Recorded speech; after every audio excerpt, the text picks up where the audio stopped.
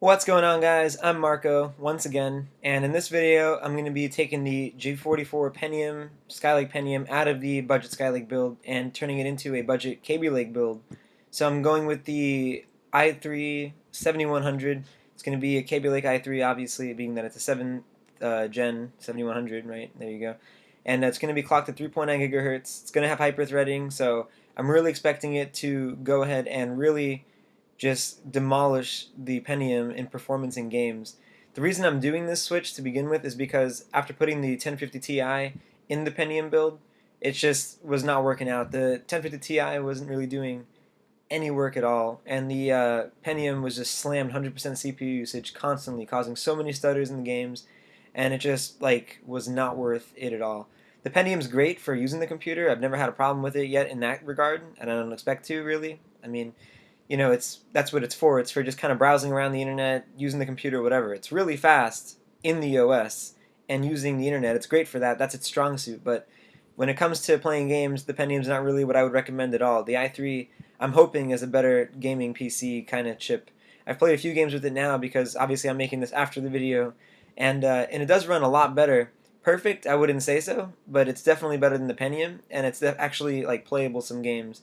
So I'll try to make some videos, benchmarks of that later on. Try to do it. We'll see how that goes. But so far it seems pretty good. I'm pretty impressed with the i3. So yeah, guys, just go ahead and enjoy the video. Thanks for watching.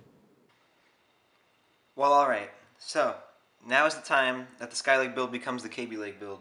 So budget, might I add, if you still want to call it that at this point.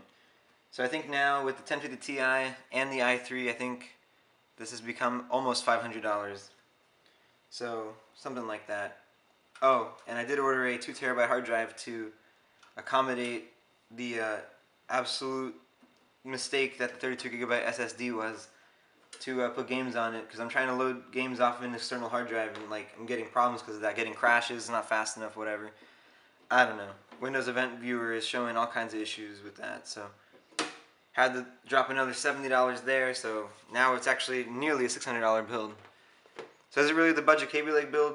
You guys decide at this point. So it's become almost half the price of my actual gaming PC at this point. So I don't know, you be the judge of that. So anyway, in order to convert this into the Kaby Lake build, we are going to have to kind of unbuild it a little bit here. So in order to do that, we are going to have to go ahead and take out the 1050 Ti, put it somewhere safe, because I love this thing. We're going to probably, maybe not take out the power supply, just kind of move all the wires out of the way. We're going to leave the RAM in more than likely. And then of course the part I hate so much is removing the heatsink. I hate these clips with a passion that I cannot explain. But that is where I have decided to go with this build, so I have no choice at this point. So we're going to go ahead and get started by removing the 1050 Ti. Here we go. Got my trusty screwdriver here. I'm going to go ahead and start breaking these loose. And as I said when I was building this PC, always be careful with a screwdriver. I mean, even recently, between this build and another build I did for a friend, very cheap build we did, we were putting the CPU cooler in, and then he was doing the one of those clips and he slipped and put a huge gash through the motherboard. Still works, but now there's a gash through the motherboard. So definitely want to be careful there. Really a real thing. I mean, I'm afraid of it every time. It's just sometimes you got to put too much force on them and it's scary. So honestly, I'd recommend going with something like a real cooler, as in like not that this isn't real, but not an OE style is what I mean, because these push clips are just stupid. Really is a bad idea. I don't know why that's the way these are. Anyway, so the 1050 Ti is now unscrewed, so it's a matter of just popping the little lock down in the PCI Express slot out of there.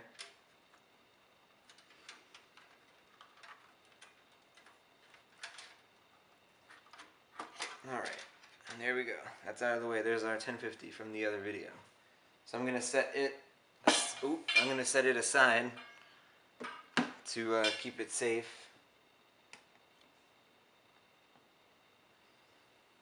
Alright, so now we're back to the budget Skylake build at the moment, the way it was before.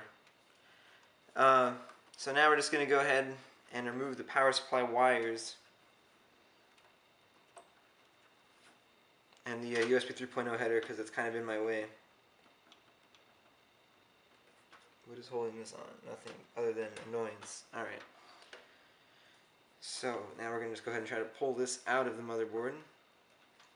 If it works.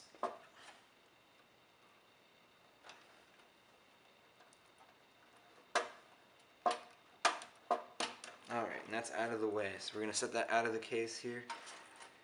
Move all this aside. Pull out the fan connector here. I don't know if I mentioned it before, but I am going to be reusing the Alpine 11 GT from Arctic.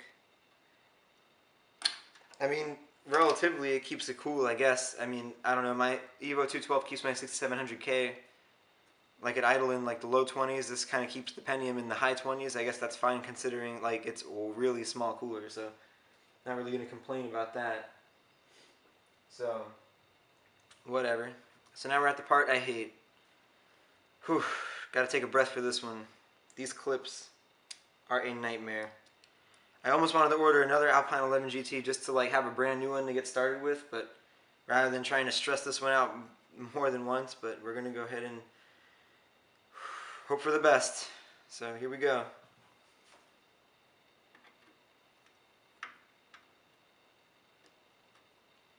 Alright, that one released. It's not the release I'm worried about, it's the putting back on.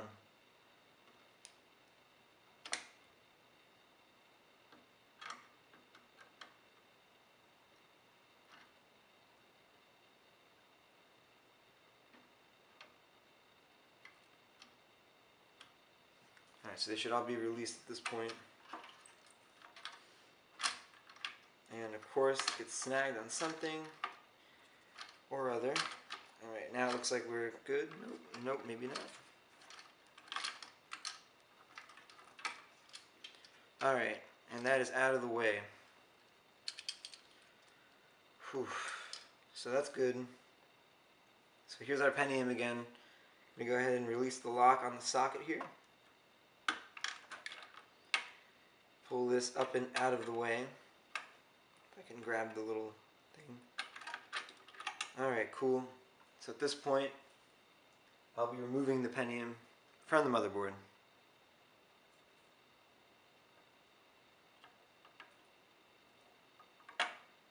Oops. Alright. Alright, cool. So that is out of there now. So excited about this Pentium build too. It's just, I wish it performed better, I really do. So now is the time to grab some alcohol pads and go ahead and clean up the heatsink. And I'm going to apply some Tunique TX4 to the i3 once I put it in. Alright, so now, here we go. We're going to place this down in the same way I took it off, so make sure it's all dried up before you go ahead and do that, and this one's fine.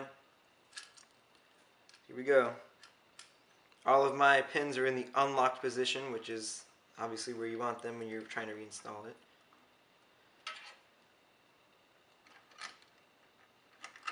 I have had these go on painlessly before, and once again I've seen them go on painfully. So just be very careful when you're working with this. Mostly the screwdriver is the worst part. I mean, literally it's snapped off. Actually, I brought it home with me. That's right, I forgot I have it over here in my forgotten PC parts pile.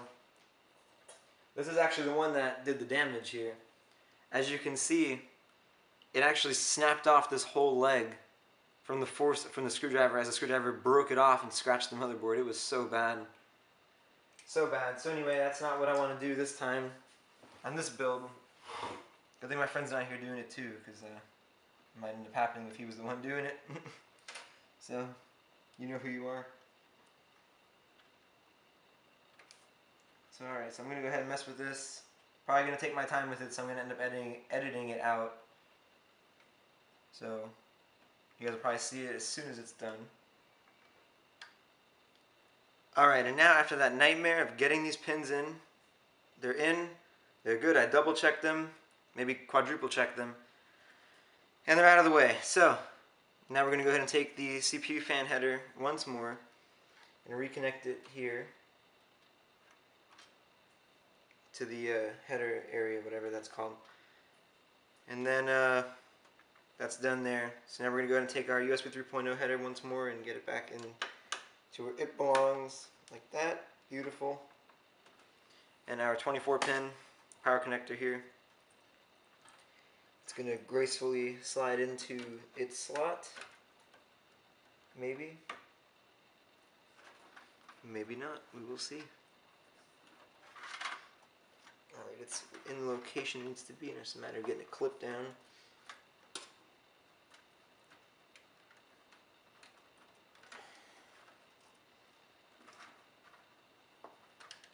Actually, I'm going to take this back out so I have more room to work there.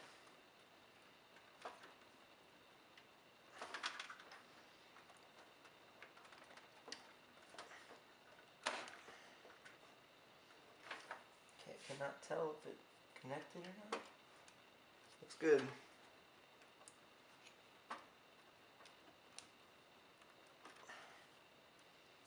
I think. Yep, it's connected, so that's good. That's out of the way now. Thankfully.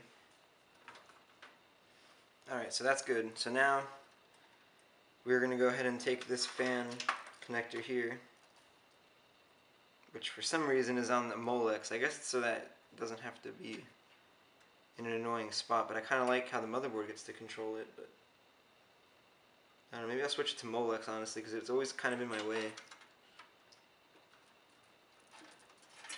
But you know, whatever, it's fine. I'm just going to go ahead and put it back in its fan header right here.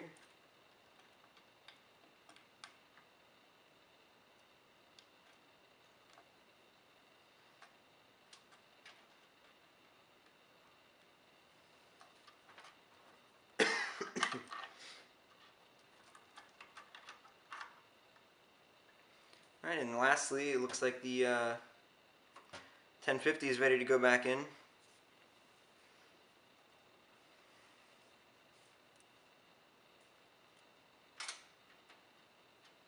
Get it around all these other wires that are inevitably in my way.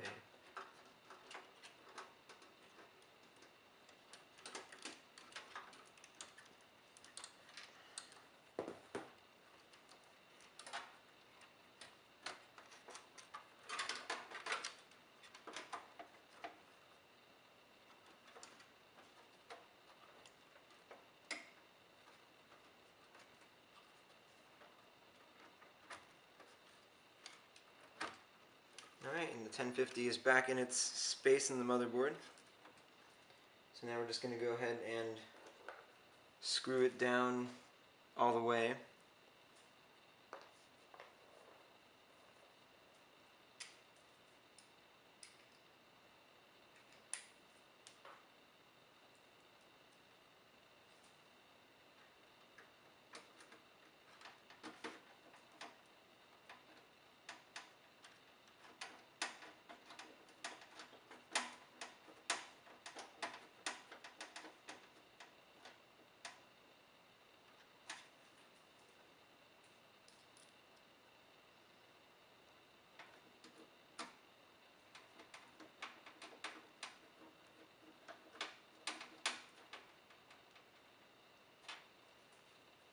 Alright. Try to get this somewhat out of our way there. Alright, so everything's reinstalled again, which is nice. Happy about that. So now we're just going to go ahead and close up the case. And go ahead and start her up after I get the fan header, the USB header back in. That's quite important. Don't want to forget that.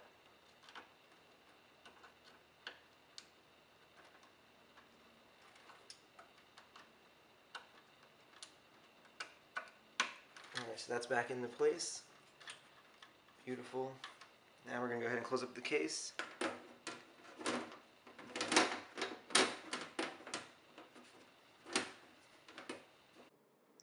Well, alright guys, that pretty much sums up the build now, as you can see there.